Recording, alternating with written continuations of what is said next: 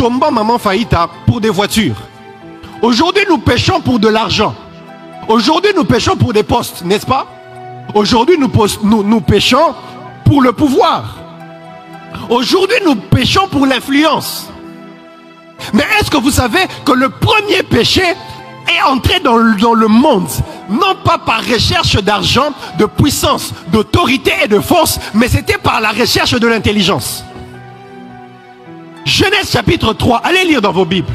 La femme vit que l'arbre était bon à manger et bon pour ouvrir l'intelligence. C'est nous, en fait, aujourd'hui, le monde d'aujourd'hui, qui n'arrivons pas à comprendre que toute la force, toute la puissance, toute la magnificence de Dieu repose sur deux piliers principaux d'abord, fondamentaux.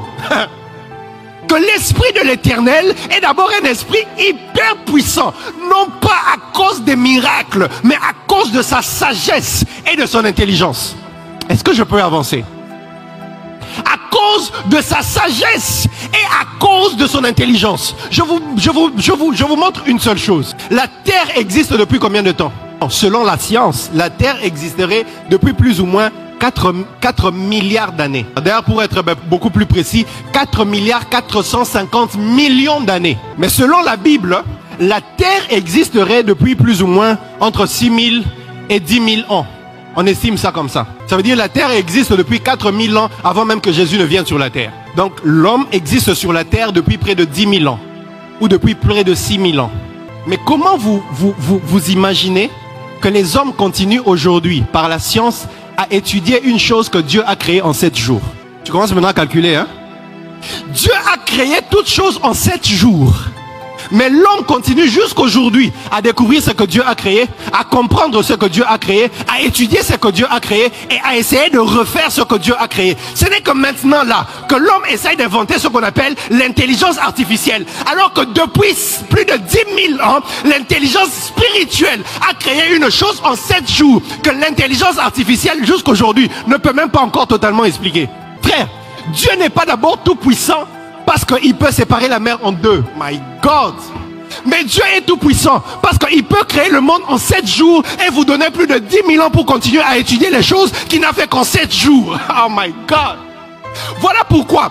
Parce que, pasteur Daniel, lorsque Dieu se fâche contre Job, dans Job chapitre 38, il parle à Job. Il se fâche contre Job. Il dit, Job, est-ce que toi tu as l'intelligence? Toi Job, comme tu es là, assois-toi et puis explique-moi.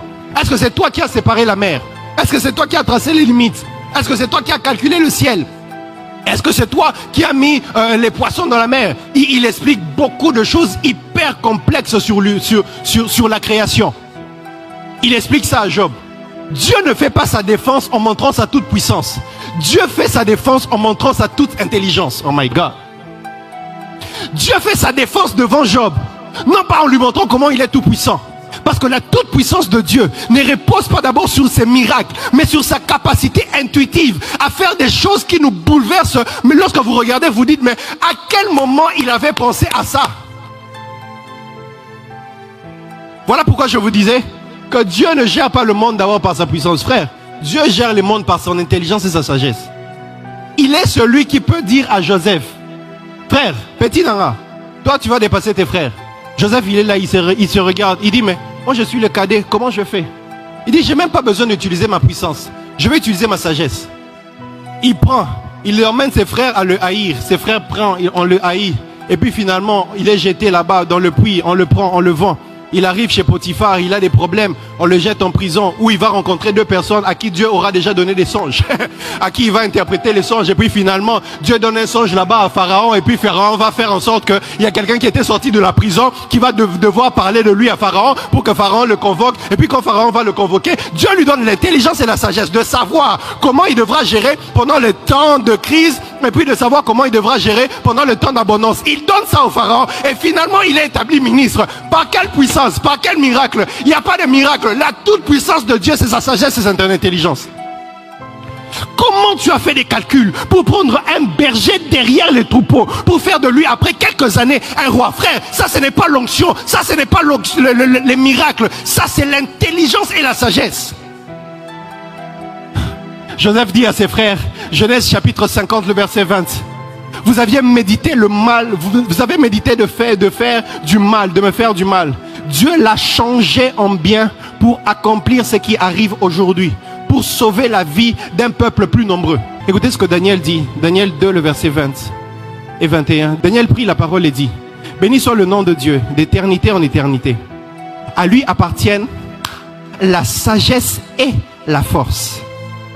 C'est lui qui change les temps et les circonstances, qui renverse et qui établit les rois, qui donne la sagesse aux sages et la science à ceux qui ont de l'intelligence. J'aimerais dire à quelqu'un, Dieu n'a pas d'abord besoin de son côté de puissance pour te sauver. Par sa sagesse et ton intelligence, il peut te sortir d'une situation que tu trouves compliquée et impossible à sortir de là.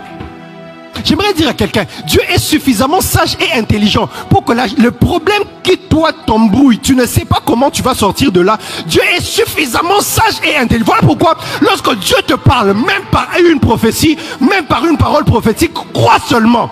Tu n'as pas besoin de comprendre, frère. Sa sagesse est tellement plus grande que la nôtre. La Bible dit, autant que les cieux sont séparés de la terre, autant que nos pensées sont distantes, sont séparés des pensées de Dieu. Pourquoi? Parce que pendant que toi tu penses encore à 1, 2, 3, lui il est déjà 5 milliards, 10 milliards, 30 milliards.